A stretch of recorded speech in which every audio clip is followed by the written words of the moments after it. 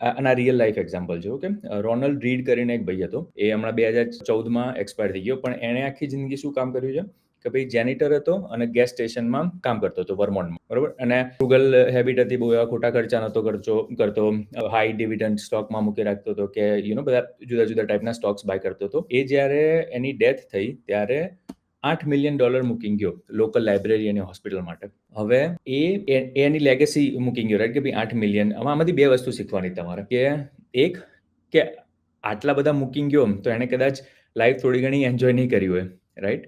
અને સેકન્ડ વસ્તુ કે આ પગારે કે જેનિટરની સેલરીમાં કે ગેસ સ્ટેશનમાં કામ કરીને તો એ ના કરી શકતો હોય, તો એ આ નંબર પહોંચી શકતો હોય, તો આપણે તો હોપફુલી એના કરતાં વધારે કમાતા હશું. અને એટલા કમાતા હોય તો બી આટલા મળે, રાઈટ, કે આટલા સેવ કરી શકે. So this is possible. લોકોએ કરેલું છે, એવું નથી કે નથી થતું. તમારો ગમે તેટલો પગાર હોય બી તમે સેવિંગ અને ઇન્વેસ્ટમેન્ટ કરીને you can become financially free. હવે એક વસ્તુ આપણે આ ટ્રેપમાં બહુ આવીએ છીએ, અને બધી જગ્યાએ થતું હોય કે ધારો કે તમારો 70,000 પગાર હોય ને, અને જો તમારા આજુબાજુ બધા રહેતા હોય એનો 60,000 પગાર હોય, તો ઇટ્સ ઓકે, ચલો આપણે 70,000 આવે છે, ચાલે છે. હવે બાજુવાળાનો બધાનો પગાર જો 80,000 થઈ જાય ને, તો તમે અચાનક પુઅર ફીલ કરવાનું ચાલુ કરો કે યાર આ તો બધાના પૈસા વધારે કમાય છે, મારા જોડે તો 70,000 જ છે.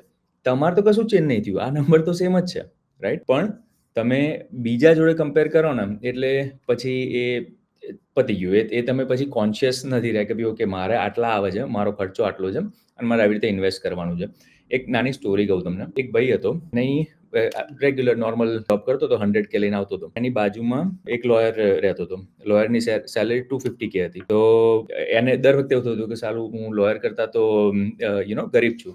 હવે એ લોયરની બાજુમાં સ્ટાર્ટઅપ ફાઉન્ડર રહેતો હતો. આપણે ટેક કંપની સ્ટાર્ટઅપ બધા બનાવતા હોય ને એમાં, તો એમાં એનો શેર જે હતો ને એમાંથી એને દર વર્ષે 10 મિલિયન આવતા હતા. તો પેલા લોયરને એવું લાગતું હતું કે યાર 10 મિલિયન કમાય છે, મારા 250K તો કશું નથી, રાઈટ. હવે સ્ટાર્ટઅપ ફાઉન્ડરની બાજુમાં રોક રહેતો હતો, ધ રોક, ડ્વેન જોન્સન, તમે ઓળખતા હશો. એ રહ્યો 100 મિલિયન પર યર અત્યારે એની રેવન્યુ બતાવે છે ઓનલાઈન, રાઈટ. તો એની બાજુમાં પેલો રહેતો હોય તો એને એવું લાગે કે યાર 100 મિલિયન છે, મારે 10 મિલિયન તો શું છે, રાઈટ. અને હવે જો રોકની બાજુમાં જેફ બેઝો રહેતો હોય તો એને તો $220 બિલિયન તો એની નેટવર્થ છે, તેની સામું 100 મિલિયન શું છે. તો એ જે ચેન્જ છે ને એ તો કદી ખતમ નહીં થવાની. અને એવું નહીં કે એને મોટિવેશન તરીકે નહીં લો, પણ દર વખતે બીજાનું જોઈને કે બાજુનું જોઈને દુઃખી નહીં થવાનું.